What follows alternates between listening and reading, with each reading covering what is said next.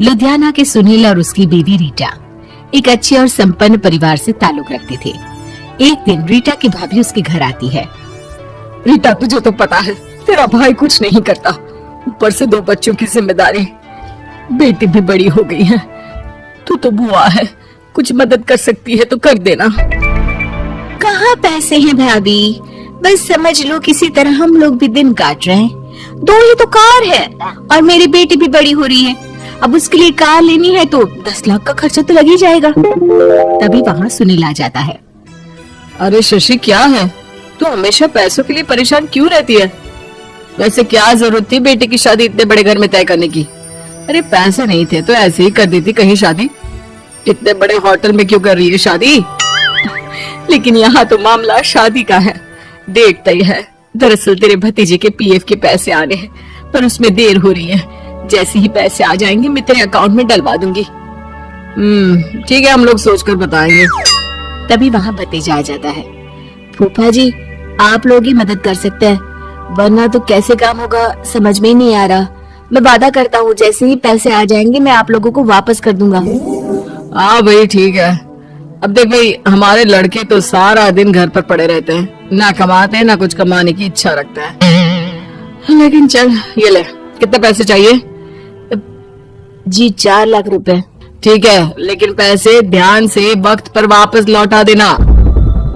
सुनील मुसीबत के वक्त बीवी के भतीजे की मदद तो कर देता है, लेकिन उन लोगों के जाने के बाद देख ले रीटा, तेरे मायके वालों ने मांगा तो दे दिया, वरना इन लोगों का मुझे कोई भरोसा नहीं है। अरे क्यों भरोसा नहीं है? इससे पहले तो कभी इन लोगों ने आपसे मदद भी नहीं ली। हाँ, ली तो नहीं, लेकिन पैसे की किल्लत ही रहती है ना इन लोगों के पास। अरे ठीक है ना, नहीं लौटा पाए तो भतीजे के ससुराल से निकाल देंगे। सुना है बड़े घर में शादी हो रही है। सुनील और रीटा पैसे तो दे देते हैं, लेकिन अगले रोज ही। हाँ भाई साले साहब, क्या हाल है? ठीक हूँ जीजा जी। क्या बात है, सालों बाद आपका फोन, जरूर कोई बात होगी, बताइए ना। अरे वो तेरी बड़ी भाभी आई थी, बेटी की शादी कर रही है ना, तो पैसे लेने के लिए मैंने दे दिए 4 लाख। सोचा भाई किसी गरीब की बेटी की शादी हो रही है, पुण्य मिल जाएगा। अच्छा किया जीजा जी, उनका बेटा बहुत मेहनती है, जल्द ही लौटा भी देगा। वहीं रीटा भी फोन करके हर किसी को पैसे देने की बात करती है। रीटा की भाभी शशि के पास उसके भाई का फोन आता है। तूने सुनील से पैसा लिया है क्या? नहीं भाई, सिर्फ बात की है, बोल तो रहा है कि दे देगा। वो लोग मदद करने वालों में से नहीं है, और मदद कर भी दे लेकिन समाज में गा गा कर हालत बुरी कर देते हैं। अब गाने दीजिए ना भाई, मैं क्या कर सकती हूँ, मेरे पास कोई ऑप्शन भी तो नहीं है। बेटी की अगले हफ्ते शादी जो है। शशि की बेटी की शादी हो जाती है, लेकिन शादी के 1 महीने बाद ही सुनील का फोन भतीजे के पास आता है। हाँ भाई, शादी तो हो गई हम लोगों की दुआ से। अब देख, ऐसा ही फायदा होता है पैसे वाले रिश्तेदार हो तो।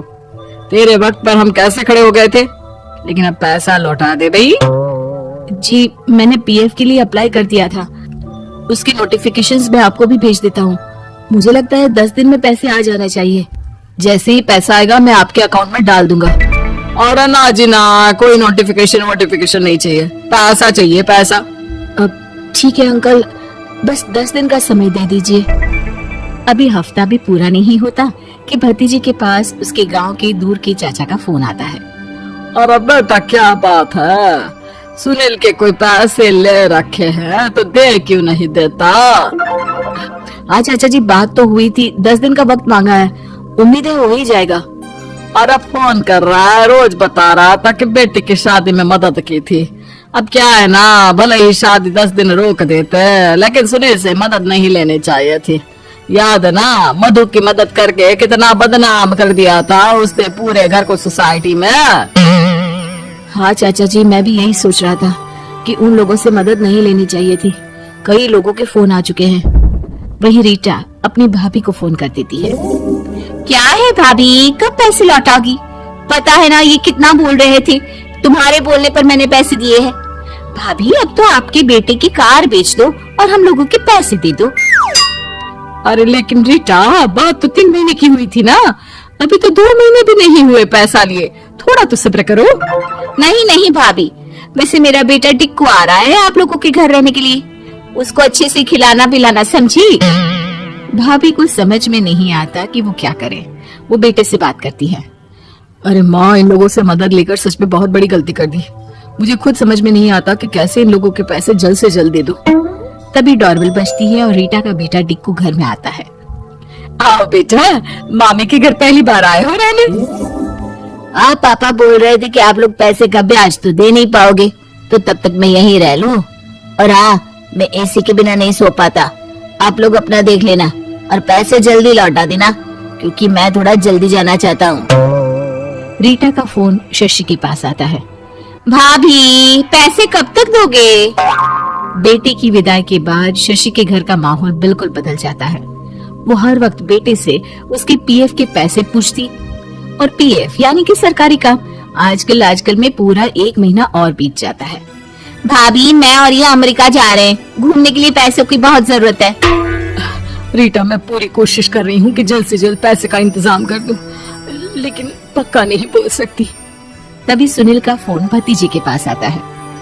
देख माना, 3 महीने की बात हुई थी पैसे लौटाने के लिए, लेकिन अभी मुझे पैसों की काफी जरूरत है। मैं अमेरिका जा रहा हूँ, तो पैसे मैंने किसी से ब्याज में पकड़ लिए हैं। तू हर महीने 4 लाख का 20,000 ब्याज डाल देना मेरे अकाउंट में। सुनील फोन रख देता है, लेकिन भतीजा काफी परेशान हो जाता है। वो ऑफिस से शाम को घर आता है कि माँ पूछती है, क्या हुआ बेटा? बेटा माँ को सारी बात बता देता है। माँ भगवान के सामने हाथ जोड़कर खड़ी हो जाती है और रोने लगती है कि तभी बेटे का मोबाइल पर मैसेज बजता है।